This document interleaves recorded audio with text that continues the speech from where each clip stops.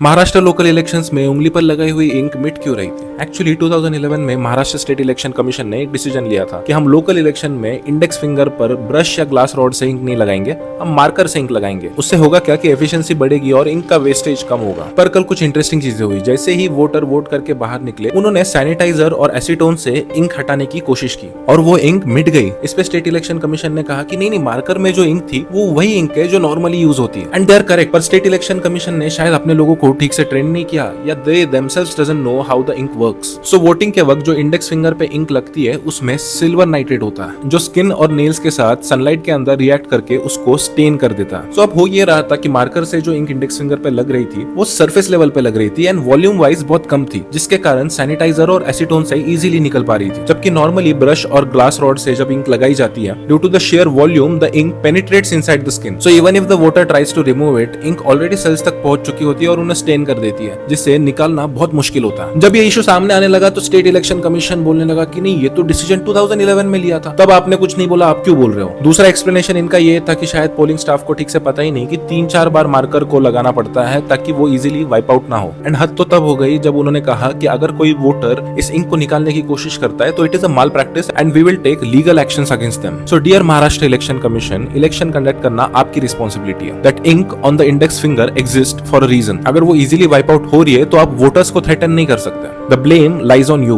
It also means you are not well prepared. Polling staff को clear cut instruction देना आपकी responsibility थी। और रही बात 2011 के मार्कर वाले डिसीजन की, उस चीज को 15 साल हो चुके हैं। उसके बीच कोविड आके चला गया। Entire country is now aware what sanitiser is and what it can do. लोगों के घर घर में सैनिटाइजर है। Security protocol effective in 2011 is not necessarily effective a decade later. And जाहिर सी बात है, ऐसे लूप होल एग्जिस्ट करेंगे तो पॉलिटिकल पार्टीज इस चीज का बेनिफिट जरूर उठाएगी। ऐसे इंस्टीट्यूशन पे सिटीजन का कॉन्फिडेंस बनाए रखना इंस्टीट्यूशन की ही रिस्पॉन्सिबिलिटी होती है। So yes, state election commission is responsible for the mishap that happened yesterday.